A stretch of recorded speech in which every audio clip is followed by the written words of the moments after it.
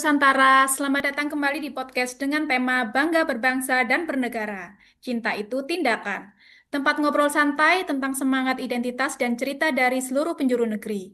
Hari ini kita akan angkat tema yang kadang terdengar klise, tapi justru paling mendasar. Bangga berbangsa dan bernegara. Tapi sebenarnya bangga itu artinya apa sih? Nah, itu dia kita bahas tuntas hari ini. Bukan cuma dari sisi simbiolik, tapi juga praktek. Yuk dengerin sampai akhir. Sebelum memulai podcast kita hari ini, ada baiknya nih kita berkenalan terlebih dahulu dengan semua narasumber kita.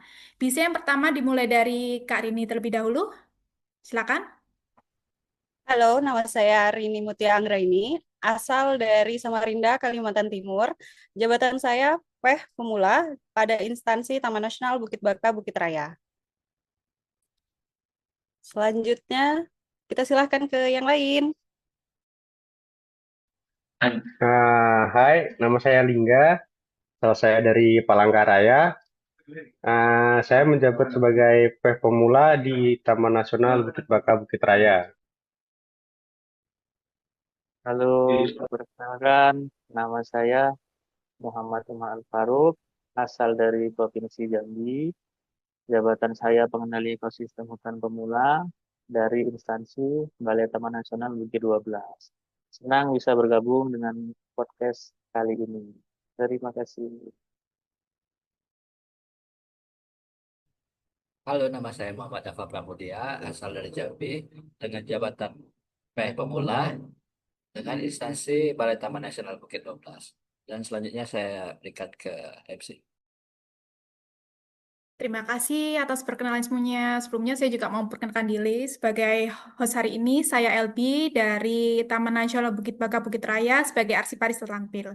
Oke, untuk segmen yang pertama, kita akan bahas dari banyak orang bilang, saya cinta Indonesia. Saya bangga jadi orang Indonesia. Tapi menurut Kak Umar sendiri nih sebagai generasi Gen Z, makna sebenarnya dari bangga berbangsa dan bernegara itu apa sih?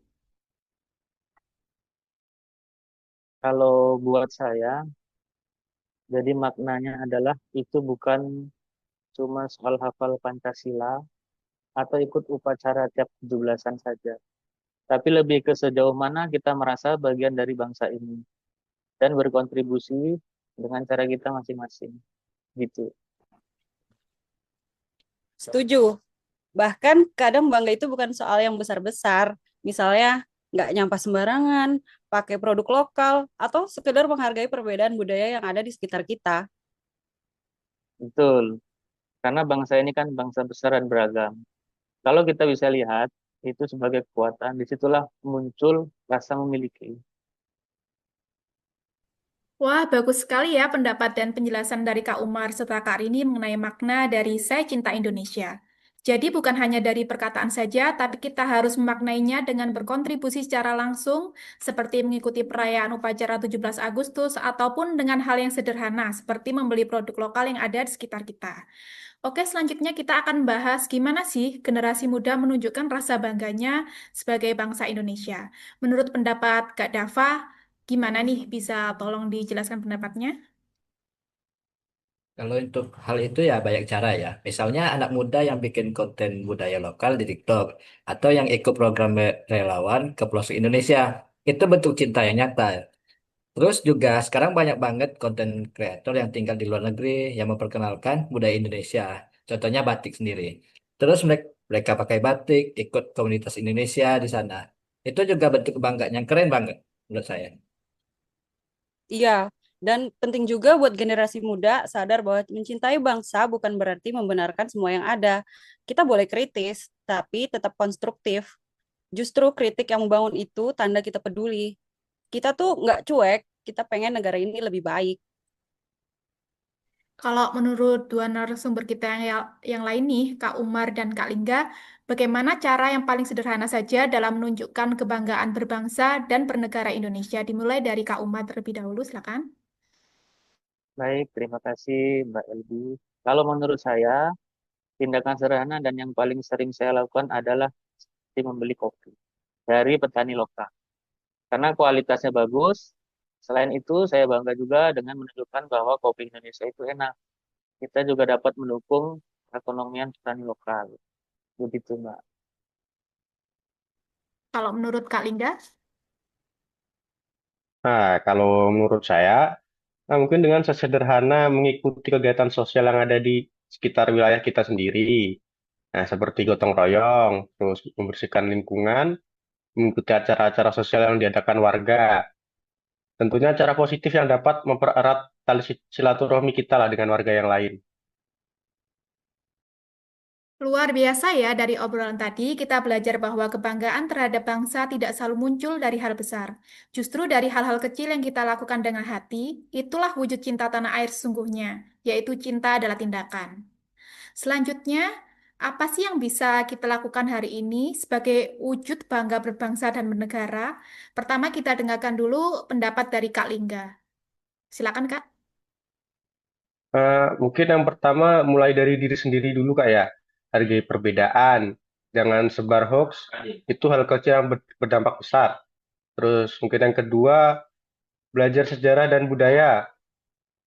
Ketiga, berkontribusi sesuai peran, entah kamu pelajar, seniman atau wirausaha.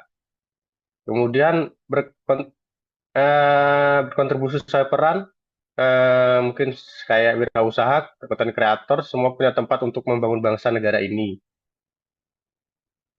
Oke, terima kasih atas pendapatnya Kak Lingga. Kalau menurut Kak Dava nih, tindakan kecil apa yang dapat Kak Dava lakukan sebagai wujud bangga berbangsa dan bernegara? Silakan Kak Dava. Kalau saya sebagai calon ASN di yang bekerja di bidang kehutanan itu, ya hal kecil yang saya lakukan ialah menjaga kebersihan dan kelestarian lingkungan. Seperti contohnya itu dari hal sederhana ya, seperti tidak membuang sampah sembarangan, menanam pohon, dan mengajak orang lain melakukan hal yang sama. Karena bagi saya, mencintai alam berarti mencintai Indonesia, tanah air tempat kita berpijak. Terima kasih.